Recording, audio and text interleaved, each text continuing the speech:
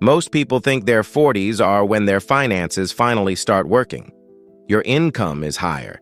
Your career is stable. You've been working for 20 years. But here's the uncomfortable reality. For many people, their 40s are actually the decade where their financial future quietly gets locked in, either toward long-term wealth or toward decades of financial stress. And the dangerous part is this.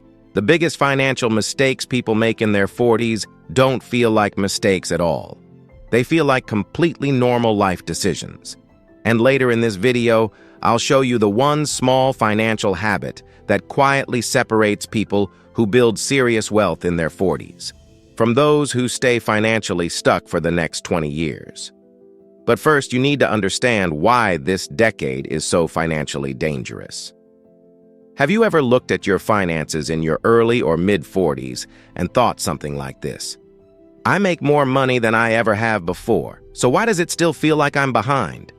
Because on paper, everything should be working.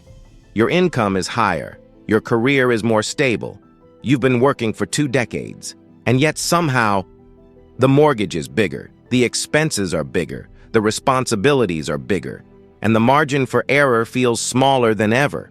For many people, their 40s are actually the highest earning decade of their life. But here's where things get interesting. They're also the decade where the most expensive financial mistakes quietly happen. Not because people suddenly become irresponsible, but because life gets complicated. Kids, careers, mortgages, helping parents, trying to finally enjoy life. And before you realize it, the financial decisions made during this decade start shaping the next 30 years of your life.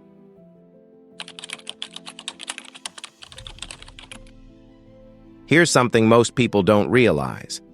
By the time someone reaches their 40s, their income has usually increased dramatically compared to their 20s. According to data from the U.S. Bureau of Labor Statistics, median income tends to peak between ages 45 and 54, which means for many people, their 40s are when they earn the most money they've ever earned. Now, logically, you'd expect that to mean people finally start building serious wealth. But here's where things get strange.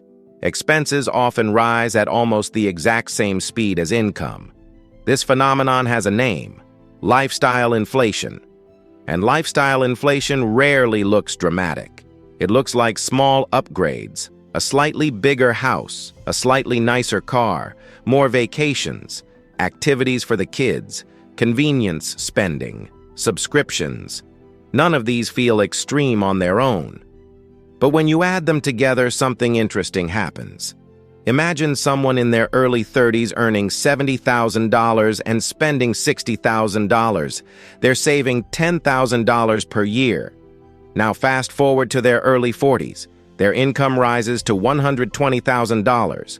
On paper, they should be saving dramatically more. But if their lifestyle quietly expands to $110,000, they're still saving $10,000. 2 decades later, same savings rate, even though their income nearly doubled. And this is where many people make a mistake, because wealth isn't built from income. It's built from the gap between income and spending. At this point, a lot of people think something like this: I'll just catch up later. That sounds reasonable. But this is where the math of compounding starts working against people. Let's imagine 2 investors. Investor A starts investing $500 per month at age 25. Investor B waits until age 40. Both earn a 7% annual return. By age 65, Investor A ends up with about $1.2 million. Investor B ends up with roughly $300,000. Same investment, same return. But the difference is about $900,000. And here's the key insight. That difference didn't come from investing more money. It came from starting earlier. Time did most of the work.